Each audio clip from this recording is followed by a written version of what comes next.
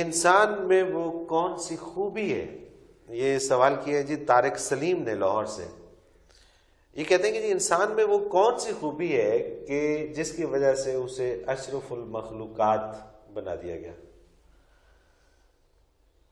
سبحان اللہ. بہت یہ تو سوال کرنے والے لوگ بھی صوفی ہیں. سبحان اللہ. طارق سلیم صاحب اپریشیٹ کرتے ہیں آپ کو اس سوال پہ. بہت اچھی بات ہے. زندگی کے جتنے شعبے ہیں وہ ساری مخلوق کو عطا کیے گئے، لیکن ایک بات، ایک استعداد، ایک ایسی قوت جو ذات باری کو اپنی حیثیت کے مطابق پہچان سکے، یہ صرف انسان کو ملی. مقربان بارگاہ فرشتے حکم کے تابع ہیں، حاکم کی طرف نگاہ اٹھا کر دیکھنے کی مجال نہیں رکھتے. یعنی کہ جو انہیں حکم ملے گا، حکم ملے گا حکم کی تعبیر اس کی کریں گے. اطاعت کرتے ہیں، حاکم کی طرف نظر نہیں اٹھا سکتے.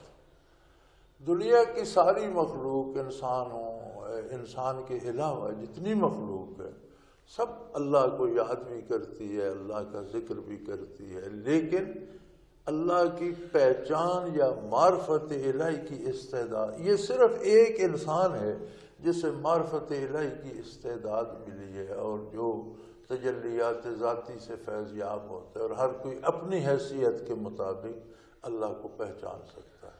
سبحان اللہ. تو یہ واحد انسان جس کو یہ عطا ہوئی ہے، جس کی وجہ سے یہ اشرف المخلوقات ہے، جس کی وجہ سے یہ اشرف المخلوقات ہے. حضرت صاحب، انسان کو اللہ تعالیٰ نے نائب بھی تو قرار دیا ہے.